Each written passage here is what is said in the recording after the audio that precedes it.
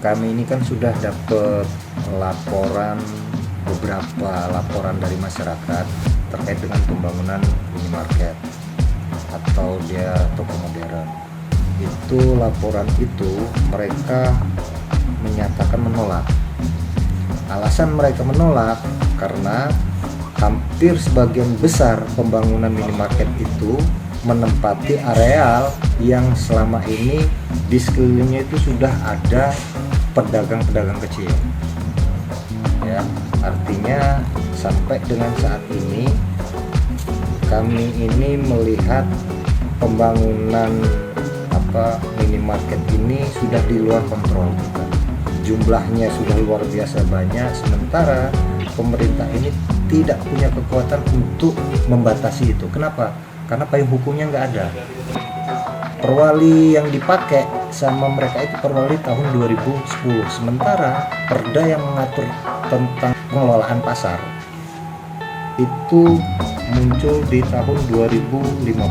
Perdanya sampai dengan hari ini saya belum tahu apakah perwalinya sudah ada atau belum. Jadi setelah saya konfirmasi sama kepala Dinas PTSP, itu mereka itu merasa tidak ada kemampuan untuk menghalangi itu. Kenapa? Karena aturan izin yang dipakai sama mereka itu izin dari pusat, NIB-nya itu dari pusat. Jadi pemerintah daerah ini hanya mengeluarkan izin PBG-nya saja, persetujuan bangunan gedungnya.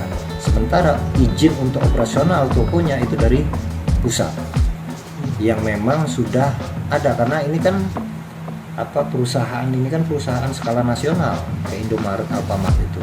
Artinya apa? Setelah izin dari pusat itu keluar, pemerintah daerah ini nggak bisa untuk menolak itu. Hanya saja ada pertimbangan tersendiri pada saat masyarakat itu menolak.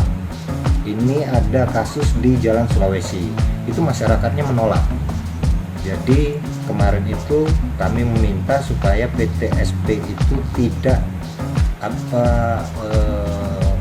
meneruskan izin operasional dari Indomaret yang ada di Jalan Sulawesi. Nggak ada, kontribusinya nggak ada. Jadi mereka itu hanya dapat dari retribusi izin persetujuan bangunan gedung. Sementara yang lainnya nggak ada.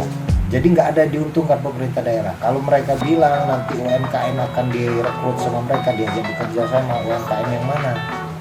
Karena sulit juga produk yang ada di metro ini untuk masuk ke minimarket itu. Persyaratannya terlalu ketat dan persyaratan itu harus dipenuhi baru bisa produk mereka itu dijual di Indomaret atau di Alfamart.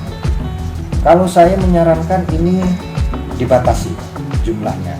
Nanti kita mau mengundang PTSP, PLU, Satpol PP, pihak-pihak yang terkait dengan